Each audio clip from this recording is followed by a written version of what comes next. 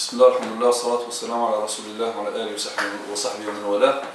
Le prophète sallam nous dit Man qama ramadana imanan wa ihtisaban ghufira lahu ma taqaddama min dhanbi. Donc quiconque veille le mois de Ramadan en adoration, donc Allah Azza wa Jalla lui absout à ses péchés. Donc le prophète sallam nous dit quiconque donc veille en adoration le mois de Ramadan, poussé par la foi en espérant la récompense d'Allah Azza wa Jalla, donc Allah lui absout ses péchés. Donc à partir de là, les savants disent qu'il est recommandé de prier pendant Ramadan dans ce qu'on appelle Salat al-Tarawih, les prières nocturnes pendant le mois de Ramadan.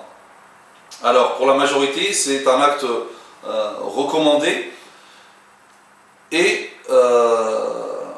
la question qu'on peut se poser, c'est combien de rak'at. Alors parfois on trouve des discussions, même des polémiques par rapport au nombre de rak'at. Donc certains qui sont farouchement pour les 11 rak'at, voire 13, donc 8 plus chef al-witr, ou sinon ils te disent ça c'est une bid'a, etc. D'autres, comme ce qui se fait dans la plupart des pays musulmans, donc ils font 20 rak'at. Alors en réalité, donc il n'y a aucune limite particulière par rapport au nombre de rak'at.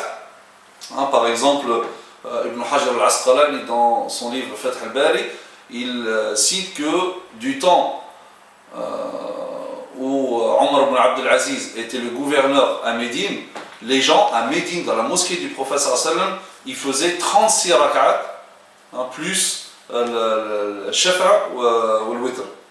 Et l'imam Malik lui-même disait il dit, et c'est ce qui est connu par les anciens chez nous, c'est les habitudes des gens de Médine.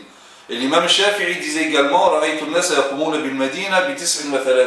j'ai vu les gens à Médine donc faire 39 rak'at, 36 plus 3, et à la Mecque ils en faisaient 23, 20 plus shafa' al-witr, et il dit il dit il n'y a aucune restriction par rapport à cette question.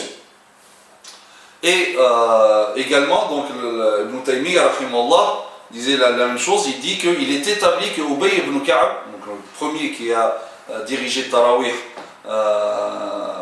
donc à Médine, bien sûr après que le prophète sallam l'a initié, donc lui il faisait 20 rak'at.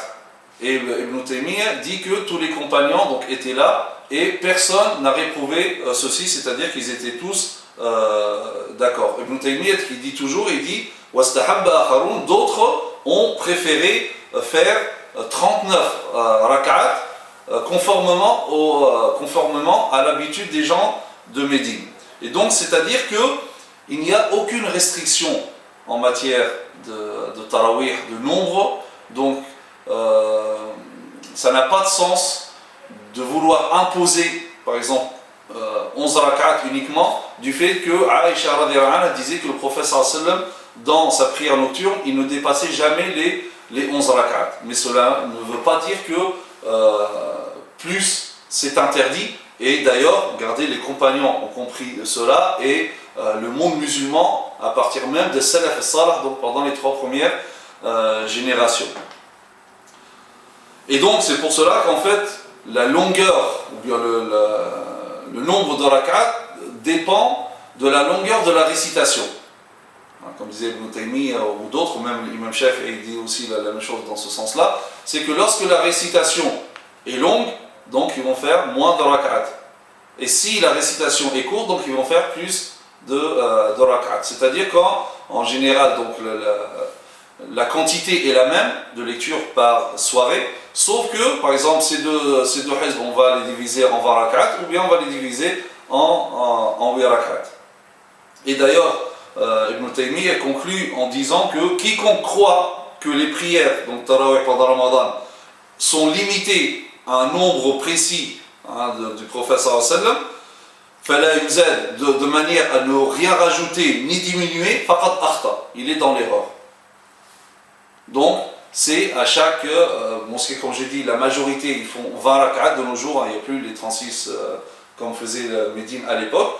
Donc, c'est aux gens de voir hein, si par exemple c'est plus facile parce que beaucoup de nos jours ils ne comprennent pas donc le Coran, parce qu'ils ne comprennent pas l'arabe, donc lire roba, rester debout pendant toute la roba, c'est fatigant, donc vaut mieux faire 20 rak'at, au moins la position debout, donc le qiyam va être plus court.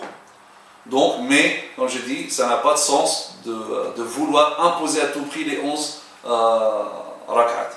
Donc, il n'y a pas de restriction, il y a une grande souplesse par rapport à cela.